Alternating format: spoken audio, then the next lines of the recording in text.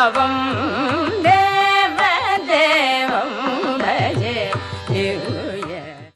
శ్రీ తాళ్లపాక గురుదేవ నమో నమస్తే. శ్రీ వెంకటాచలాధీశం శ్రేయాధ్యాసిత వక్షసం శృతచేతన మందారం శ్రీనివాసమహం భజే. వేదంబులు పౌరాణిక వాదంబులు వరకవిత్వ వాణి వీణానాదంబులు కృత సుజనాహ్లాదంబులు తాళ్లపాక అన్నయ్య పదముల్. హనుమాచార్యులు తన సంకీర్తనలలో శ్రీరాముని దేవుడుగా కాక దేవదేవుడుగా అభివర్ణించారు. దేవదేవం భజే దివ్య ప్రభావం రావణాసుర వైరి రఘుపుంగవం దీనరక్షకుడఖిల వినుతుడు దేవదేవుడు రాముడు ఇతడే పరబ్రహ్మమిదే రామకథ శతకోటి విస్తరము సర్వపుణ్యఫలము హరయపుత్ర కామేష్టియందు పరమాన్నమున పరగజనించిన పరబ్రహ్మము సురల రక్షింపగా అసురల శిక్షింపగా తిరమై ఉదయించిన దివ్య తేజము. శ్రీరాముని దేవదేవుడిగా ఎందుకు చెప్పారు అన్నమయ్య? రామచంద్రుడు పరిపూర్ణంగా మానవుడు. శ్రీరాముని నరుడుగానే భావించి రామకథను తెలుసుకోమన్నారే. శ్రీరాముని దేవుడిగా తెలుసుకుంటే రామావతార ప్రయోజనం నెరవేరదు. రామావతారం వచ్చింది మానవ జాతికి తాను ఆదర్శంగా ఉండి మానవత్వం నేర్పడానికని పెద్దలు చెబుతున్నారు కదా. మరి అన్నమాచార్యులు వారు రాముడిని ఎందుకు పరబ్రహ్మంగా దర్శించారు? రామాయణ తత్వదర్శనం చేస్తే గాని అన్నమయ్య దర్శనం మనకు కలగదు. రామాయణానికి తత్వం తెలుసుకోకుండా చదివితే అయోమయంలో పడిపోతాం.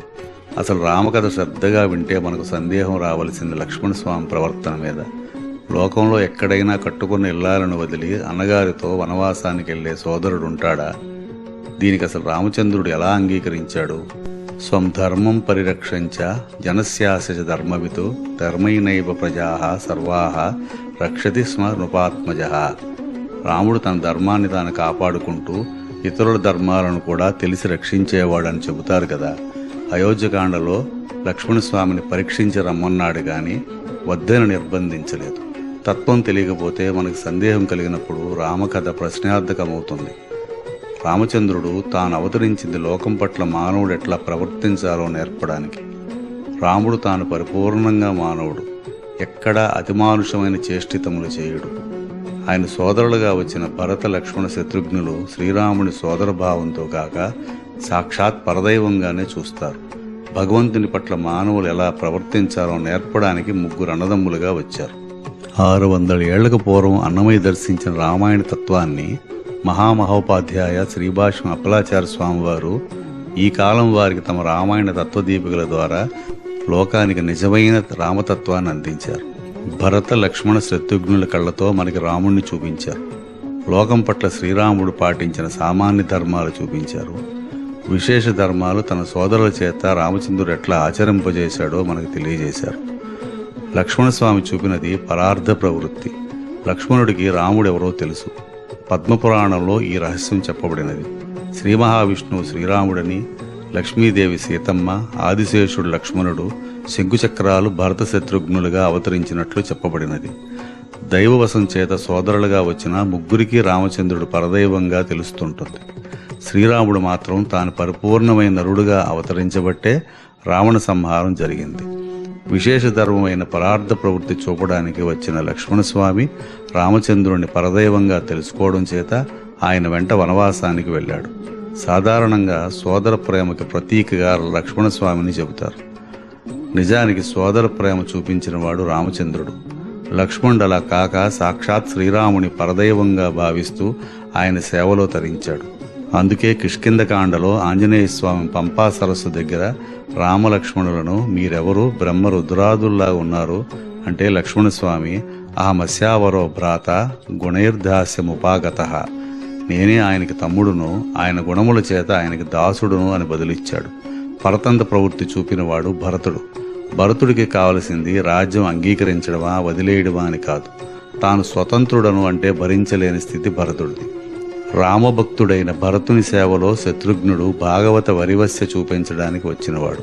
అందుచేతనే అనమాచార్యులు శ్రీ వెంకటాద్రి రాముణ్ణి లక్ష్మణస్వామి కోణంలో, లోకాన్ని శ్రీరాముని కోణంలోనూ దర్శించుకోమంటున్నారు.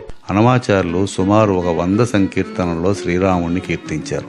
సర్వరక్షకుడైన సర్వేశ్వరుడే కాక ఉర్వి మీద అందరిలో ఒక్కడా రాముడు, కొండ పడవులైన ఘోర వానర బలము గుండుగా వారధి దండగూడబెట్టి నిండు జలనిధి గట్టి నిగిడి లంక సాధించే అండనే రాముడు నరుడనవచ్చునా.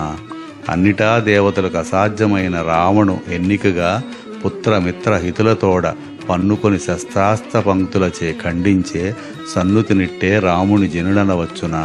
చలపట్టి లంక విభీషణునికి పాలించి బలువుగా సీతగూడి పట్టమేళి ఇలలో శ్రీ వెంకటాద్రి నిరవై లోకముగాచి నలువంక రాముడు నరుడనవచ్చునా. హనుమాచార్యులు రాక్షసులకు హితువు చెబుతున్నారు.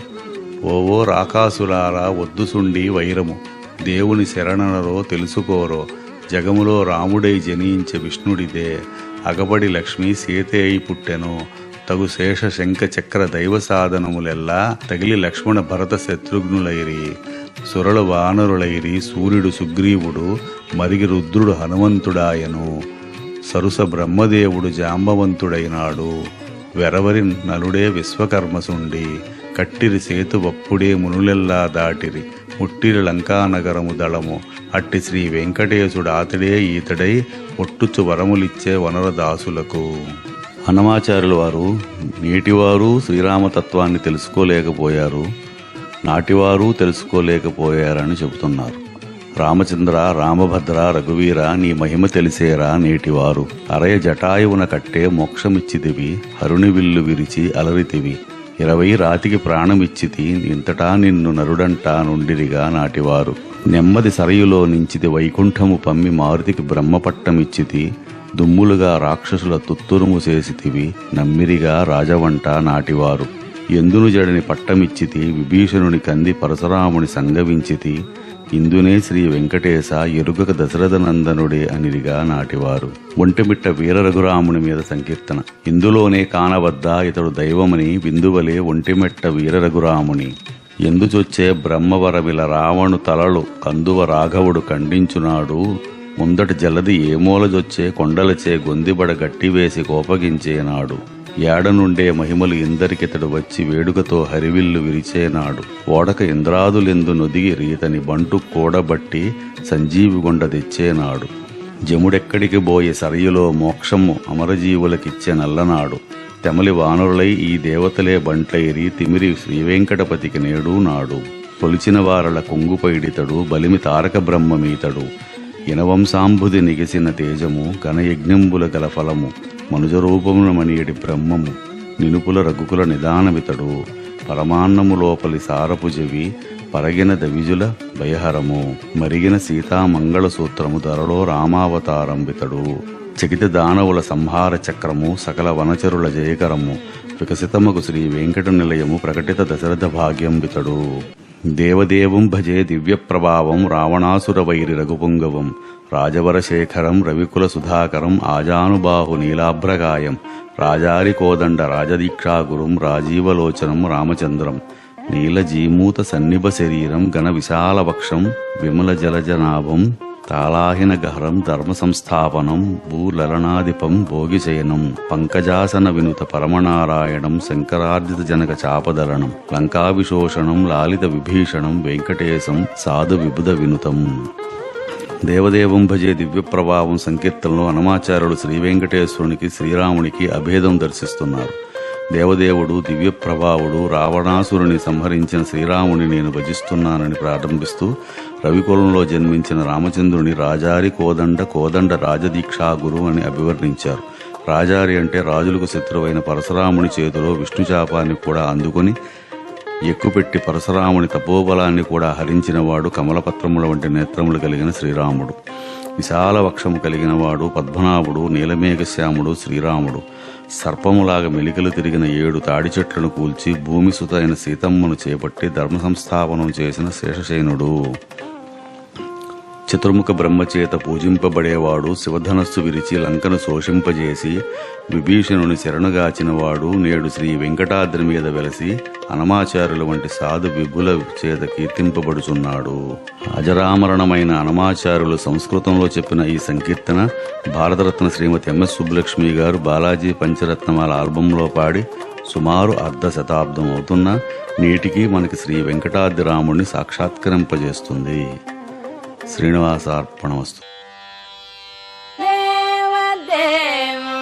भजे दिव्य प्रभावं देवदेवं भजे दिव्य प्रभावं देवदेवं भजे दिव्य प्रभावं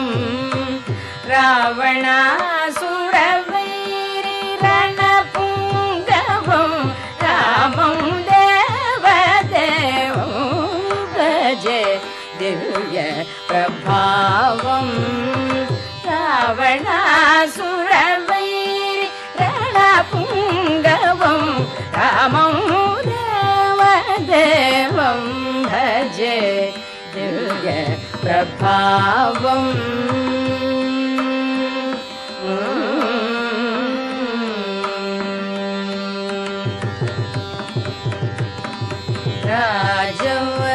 राजवरशेखरं रविकुलसुधाकरं राजवरशेखरं रविकुलसुधाकरम् आजानुबाहु नीलाभकायम् आजानुबाहु नीलाभकायम्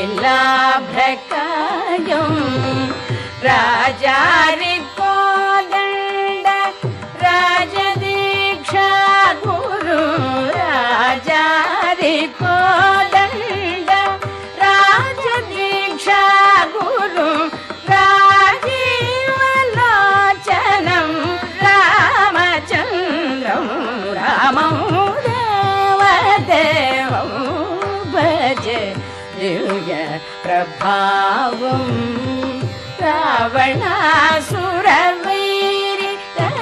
रावणासुरवैरिरणपुङ्गवं रामं देवदेवं भजे दिव्य प्रभावं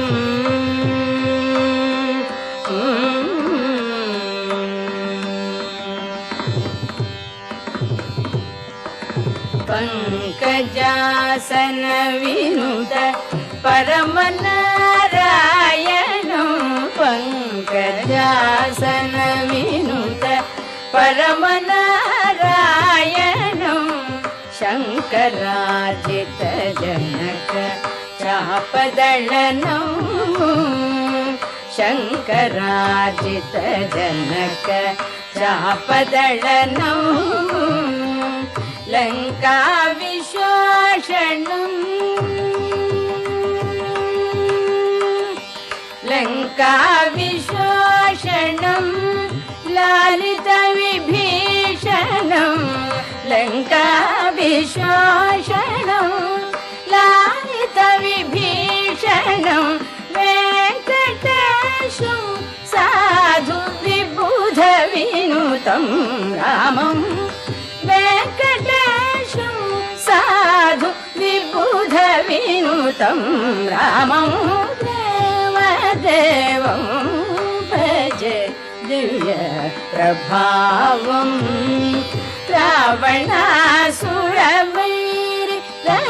रावणासुरवैरिरणपुङ्गवं रामं देवदेवं भजे दिव्य प्रभावम्